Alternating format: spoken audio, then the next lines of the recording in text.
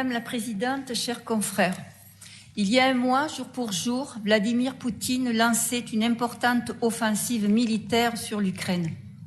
Même si ce conflit était latent depuis plusieurs jours, plusieurs mois, voire même plusieurs années, il n'en demeure pas moins qu'il touche directement des millions de personnes civiles, subissant ainsi la folie de quelques hommes.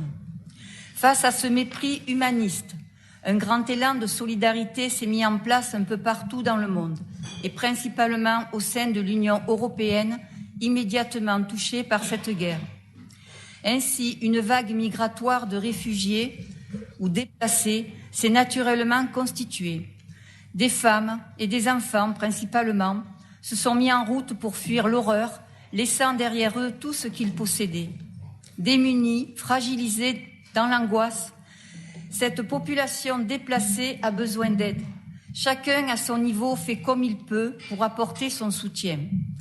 À la région Occitanie, nous avons les moyens de coordonner et organiser un accueil d'urgence ainsi qu'une aide sur place et ou aux frontières de l'Ukraine à ces personnes en détresse.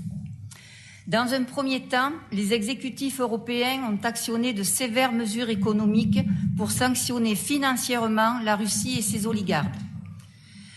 À notre niveau, avec nos moyens, nous avons condamné et dénoncé cette invasion. Nous devons mettre en route et organiser la chaîne d'union pour faciliter toutes les démarches de solidarité. Madame la Présidente, vous nous proposez de créditer le Fonds d'action extérieure des collectivités territoriales afin de financer les opérations humanitaires d'urgence.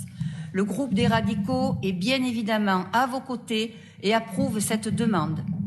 Vous nous demandez également de soutenir les initiatives locales pour favoriser l'accueil des populations déplacées et là aussi, nous adhérons à la démarche. Depuis un mois, nous sommes sollicités par les concitoyens et les collectivités car il se pose énormément de questions sur les moyens mis en œuvre ou à mettre en œuvre. Nous pourrons ainsi les rassurer et leur apporter un soutien efficace. Il convient alors d'informer à grande échelle, dans notre région, l'ensemble des collectivités, des associations, des bénévoles, pour que la région s'engage.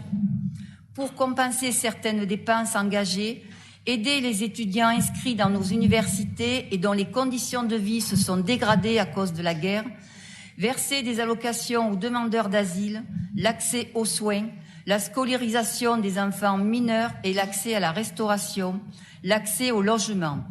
Nous approuvons également l'accès gratuit aux transports ferroviaires régionaux, la mise en place de nos capacités d'hébergement, le versement d'un fonds d'urgence d'aide au rapatriement pour les étudiants.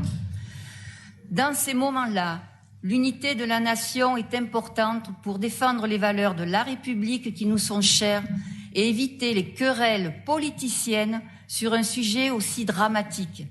Dans ces moments-là, nous reconnaissons les vertus du peuple français, celles qui font que la France est le pays des Lumières, de la liberté, de l'égalité et de la fraternité, celles qui font que la lutte contre l'obscurantisme est toujours dans nos gènes.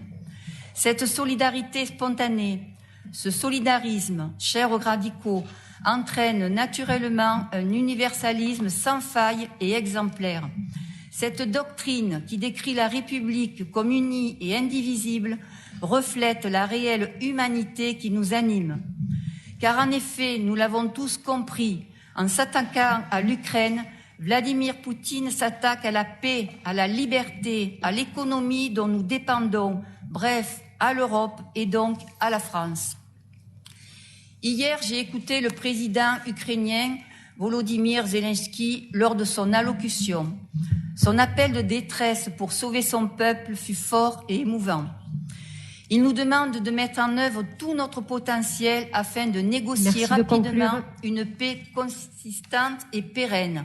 C'est donc dans ces moments-là que nous devons faire preuve d'union sacrée derrière le président de la République française pour qu'il puisse jouer pleinement son rôle dans la diplomatie internationale. Et vous nous l'avez rappelé, Madame la Présidente. C'est aussi dans ces moments-là qu'il ne faut pas oublier que les objectifs de l'Union européenne, c'est de sauvegarder la paix et de rechercher l'unité politique afin de s'assurer le progrès économique et social par la création d'un marché intérieur européen et le renforcement de la cohésion sociale. C'est affirmer et promouvoir nos valeurs et nos intérêts. Madame Novaretti, là. Donc, tous ces mots ont leur sens. Cette alchimie sémantique reflète un travail de tous les jours qui engendre une paix solide en notre sein et renforce notre diplomatie internationale. Comme moi, vous avez été touchés au cœur par les échanges avec le gouverneur de l'hôpital de Lviv. J'en reprendrai ces mots. Nous souhaitons paix à l'Ukraine, paix à l'Europe. Je vous remercie.